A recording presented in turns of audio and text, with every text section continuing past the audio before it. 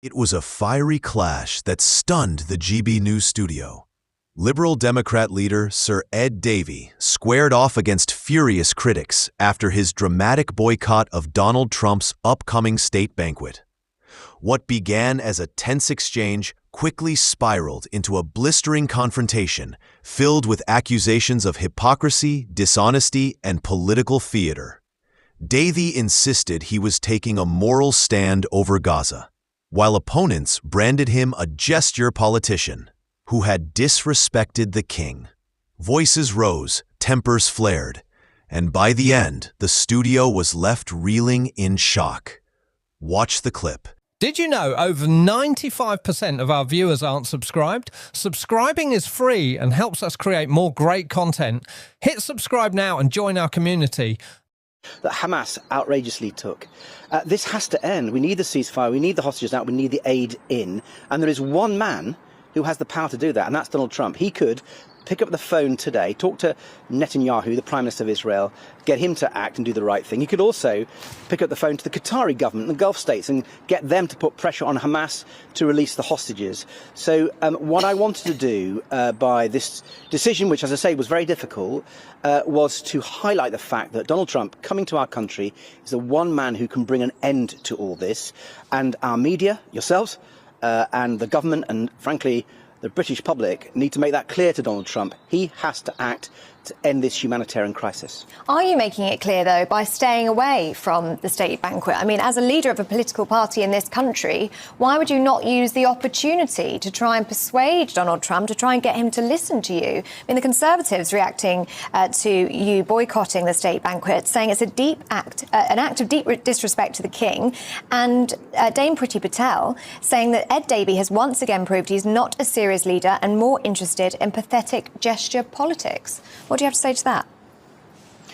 Well, I take the Conservatives more seriously if they stood up to Donald Trump and called out Netanyahu over what's happening in Gaza, and they have failed to do so. I've had the honour, Ellie, of going to a number of state banquets in the past, and therefore I have the experience and the reality that you don't get to talk to the head of state, and you don't get to even talk to some of his close entourage. So your ability to make any influence actually at the banquet is nil.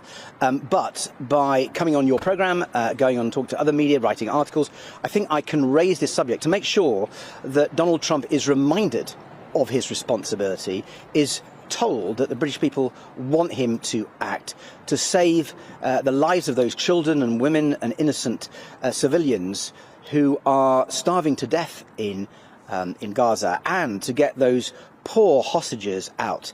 And genuinely, he's the one man who can do this. Well, forgive me. Forgive me. I mean, I know doing enough, but I do think that Trump can do more. I mean, look, maybe he could. Maybe he could do more, but it's a bit simplistic, isn't it? When we know how embedded this problem is, we know how determined Netanyahu and his sort of coalition government is at the moment. The idea that Donald Trump could pick up the phone and just sort this out isn't actually realistic, is it? It's totally realistic. Anyone who's looked at the situation in the Middle East over many years know it's the US president who has huge power. Even more so at the moment, actually. The Netanyahu government is facing a backlash amongst many Israelis who think its strategy threatens the lives of the hostages. So I think there's a real chance for the President of the United States to do the right thing.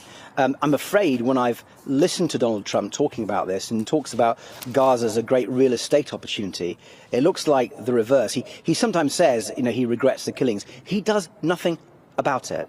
I've always been pro-American. I see the US as our strongest ally. I believe in talking to people, including Donald Trump. But my chance as the leader of the Liberal Democrats at this moment is to send this message by not going to the banquet. So people like you are debating this, and we can debate it as a country, and we can put pressure on our Prime Minister to make it clear to President Trump on his state visit that this really needs to happen. We're looking at the situation getting even worse Netanyahu is ordering his army, actually against the advice of his military experts, we're led to believe, into Gaza City, where there are 1 million Palestinians. They're going to be forcefully displaced. The crisis there is going to get worse. We have to act. There is a UN General Assembly going to discuss this later this month. I don't think we can wait. And when Donald Trump is in our country, I think it's incumbent on all of us to make it crystal clear to him that we expect him to act as the one person who could really influence both Netanyahu and the Qatari and Gulf states, and through them, Hamas. So that awful terrorist organisation has to release its hostages and has to surrender. Can I ask you about the Lib Dems' stance on the use of asylum hotels? Because the Refugee Council this morning is calling on the Home Secretary to adopt what they're describing as a practical proposal. So they are talking about giving temporary legal status to migrants from 5 countries, those countries being Afghanistan, Eritrea, Iran, Sudan and Syria. So they currently make up about 4 in 10 of people that are housed in asylum hotels. By their calculations, they think by doing this, the Home Office could end the use of asylum hotels by March of next year. What do you think of that as a plan? Is that something you'd be supportive of?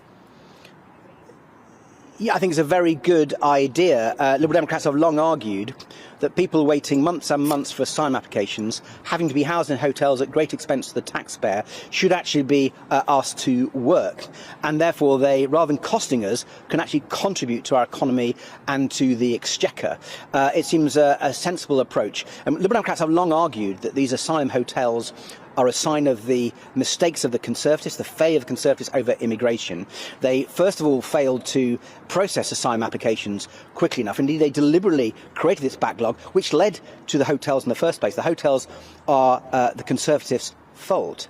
And then if we're going to now solve that and prevent that mistake going on and costing us all a fortune, I think things like not just processing the applications more quickly, but getting people to actually work and contribute seems a sensible way forward. It's not the only thing we need to do. We do need a lot of international cooperation. We've got to stop the small boats in the first place. But in terms of dealing with the asylum hotels, this is definitely one way we should look at. Well, look, we're out of time, so I'm going to get told off. But just very briefly, the problem with that is surely that it's sort of saying it's open arms, isn't it? If you're from Afghanistan, Eritrea, Iran, Sudan, Syria, just come. You're going to be allowed to stay.